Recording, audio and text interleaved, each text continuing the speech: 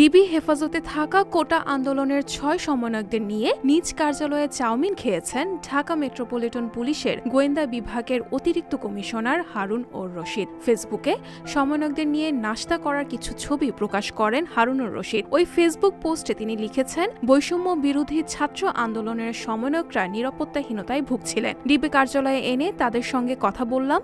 শিক্ষার্থীদের নিরাপত্তা নিয়ে আমাদের পরিকল্পনার কথা জানানোর পর তাদের উদ্বেগ দূর হয়েছে। শিক্ষার্থীদের নিরাপত্তা নিশ্চিত করতে ডিবি-ডিএমপি বদ্ধপরিকর। এর আগেও ফেসবুকে ডিবি কার্যালয়ে রাজনীতিবিদ, অভিনেতা, অভিনেত্রী সহ বিভিন্ন পরিচিত মুখদের নিয়ে একসঙ্গে দুপুরের খাবার খাওয়া বা নাশতা করার ছবি শেয়ার করেছেন হারুন-উর রশিদ। সামাজিক যোগাযোগ মাধ্যমে অনেকেই এ নিয়ে রসালো মন্তব্য করেন। কেউ কেউ বিষয়টিকে হারুনের ভাতের হোটেল বলেও আখ্যা দেন। তবে খাবার খাওয়ানোর বিষয়টি একটি সৌজন্যবোধের বহিঃপ্রকাশ বলেই মনে করেন ডিবি প্রধান হারুন-উর রশিদ। বর্তমানে ডিবি হেফাজতে কোটা আন্দোলনের ৬ সমন্বয়কদের মধ্যে আছেন মোহাম্মদ নাহিদ ইসলাম, সার্জিস আলম, হাসনাত আবদুল্লাহ, মোহাম্মদ আবু বাকের, আসিফ মাহমুদ, নুসরাত তাবাসসুম। সংবাদ, ফিচার ও অনুষ্ঠানের জন্য ভিজিট করুন সংবাদ প্রকাশের ওয়েবসাইট এবং যুক্ত থাকুন ফেসবুক পেজ ও ইউটিউব চ্যানেলের সঙ্গে।